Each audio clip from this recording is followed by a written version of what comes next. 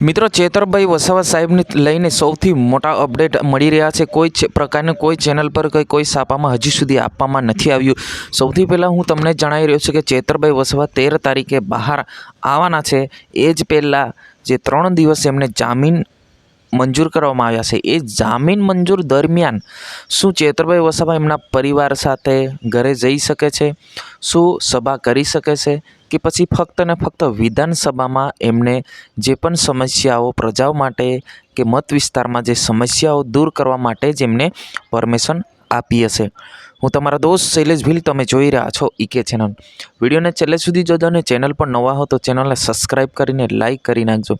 તમને ખબર છે મિત્રો, આપણે ગુજરાતની જે પણ પ્રકારની વિડીયો હોય બધી જ તમારા સુધી હું પહોંચાડતો હોઈશું। મિત્રો વાત કરવામાં આવે તો જે 8, 9 અને 10 તારીખ સુધીની જે 3 દિવસ જામીન અરજી છે એમને આપવામાં આવી છે, તે દરમિયાન જે બજેટ સત્ર ચાલુ થવા જઈ રહ્યું છે એની અંદર જે ચેતરભાઈ વસાવા સાહેબ ગુંજવાના છે। કેમ કે ભાઈ એમને કેટલાય સમયથી જેલમાં રહેવું પડ્યું છે અને અત્યારે માનવામાં આવે તો જે વિધાનસભાની અંદર હાલ ટૂંક જ સમયમાં એટલે કે 2 થી 3 દિવસની અંદર જે વિધાનસભામાં જવાના છે, વિધાનસભાની અંદર જે બધી વાતો રજૂ કરશે કે નહીં કરશે એ અલગ વાત છે।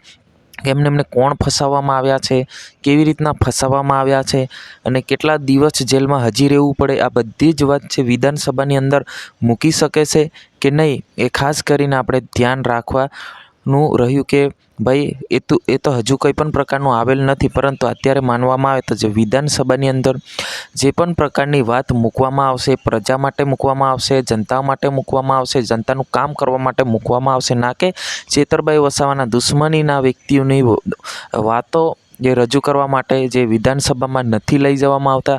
તો મિત્રો આ ખોટું વેમમાં ના રહેતા, હાવ આપણને જોવાનું રહ્યું કે ભાઈ હા કે શું કહી રહ્યા છે વિધાનસભાની અંદર, ખાસ કરીને આપણે જાણીશું। આજની વિડીયોની અંદર બસ આટલું, જરૂરથી નવા વિડીયોમાં આપણે મળશું। જય હિન્દ, વંદે